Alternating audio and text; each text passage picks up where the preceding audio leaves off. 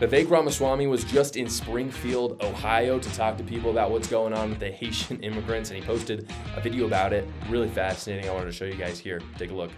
I would love to hear your perspective, just not statistics, but your observation roughly. How many of the Haitian migrants here are dependent on government services and aid versus how many are just effectively making their own ends meet just by working without government assistance? I don't know. I don't think anybody knows that. I think the city officials, it's unclear. Doctor, trained for 8 years, can't have his medical degree recognized here, so went to nursing school, paid out of pocket to do it, law-abiding, left his kids back in his country because he was kidnapped in his home country. That ain't the narrative. The narrative is the drain on the human services. Your community back of the line trying to get in the hospital now. That's the narrative, right? We can't keep paying for all this. That's the narrative, I think.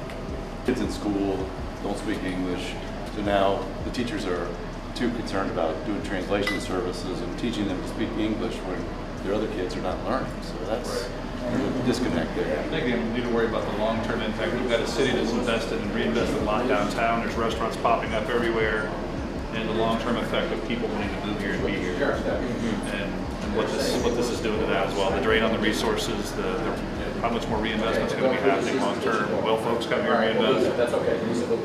No. I think if people are able to pay attention as a consequence of this to a conversation that we are long overdue to have in this country about what kind of immigration we want, about what the character is of that, and how we use it to make America stronger rather than weaker. I'm an optimist, but I still believe some good, if not a lot of good, can come of all of this, actually. So this is the real story of Springfield. Are people eating the dogs? They're eating the dogs. They're eating the cats. That's my Trump impersonation. Maybe you've heard the song even. The song's good.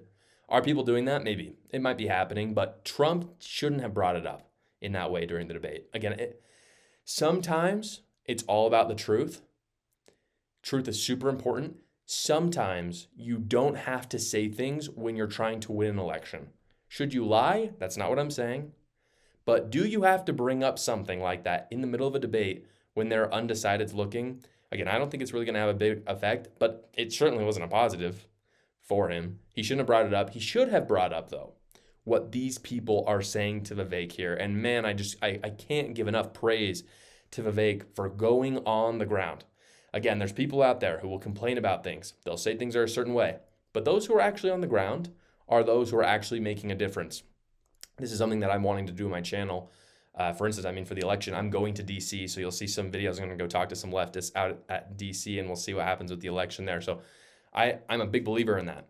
It isn't good or fair, but yeah, going back to what Vivek Ramaswamy was talking about, it's not good or fair for a group of students who learn in English, for instance, to suddenly have 10 Haitians show up and want to learn those things in French.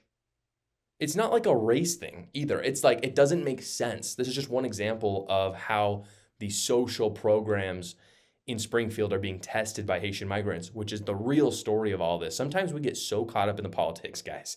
And believe me, I talk about politics, I get it. We get so caught up in the politics that we just forget about the logic. Cut the politics out for a second. Does it make sense for 20,000 people who speak a completely different language to show up to a town of 60,000 people, barely even bigger than that group, who speak a completely different language? Does that make any sense? Again, politics out of this. This is the argument that Donald Trump should be making and Vivek Ramaswamy is making.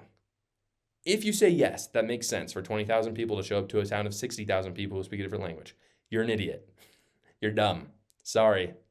And we're not going to be able to agree on very many things, but most people are going to agree, no, that's ridiculous. This is what's happening in our country because of the illegal immigration problem. Again, it isn't the Haitians' fault. If I were Haitian, you're darn right I want to come to the United States and be here.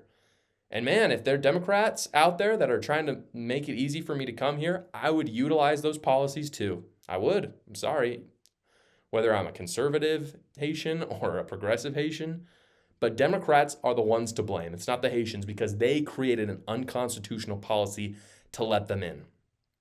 The Democrats are to blame. It isn't good for the Haitians, this policy, or the people in Springfield, because as it turns out, countries have known forever that you cannot assimilate limitless refugees or limitless immigrants.